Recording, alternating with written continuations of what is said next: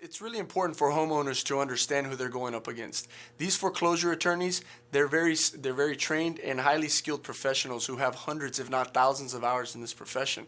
They're paid to do one thing, and that's to foreclose on homes. And so for homeowners, this may be the first time they're ever facing that in their lifetime. It's important for them to get competent representation. And by competent representation, I don't mean just any attorney.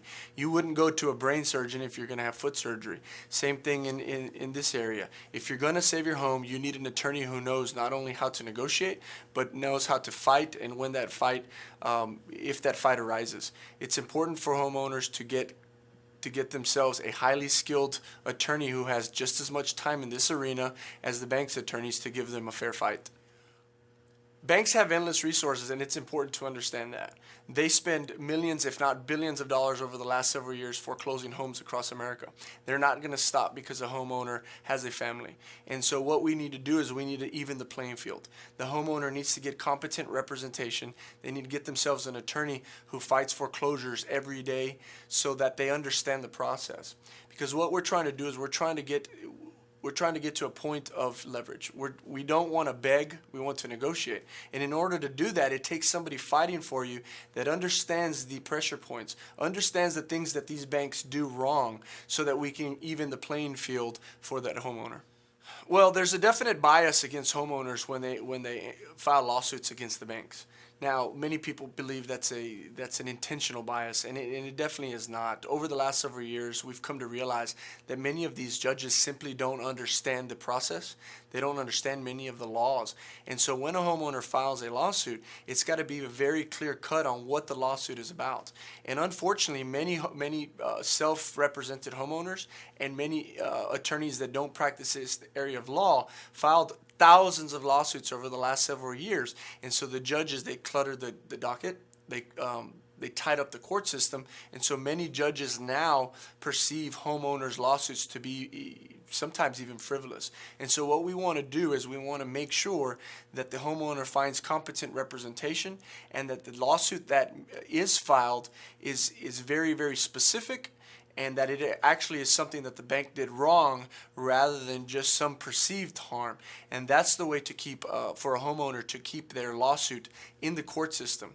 Furthermore, the attorney needs to know that even if you were to win, there's going to be an appeal. And so it's important for that homeowner to have a lawsuit that is concrete, that has a foundation in the law. So if there is relief that is granted, it's actually gonna be upheld and stick at the end of the day. Banks certainly will utilize loopholes. As an example, over the last several years, thousands of homeowners lost their homes being told that they were in the modification process. They were actually applied for modifications while their documents were actually going through the foreclosure process. It is important to understand that conduct that society might seem as immoral or unethical may not be illegal. What the homeowner needs is they need an attorney who understands that, an attorney that's going to fight for them equally as hard as the bank's attorney is going to fight for the bank's rights.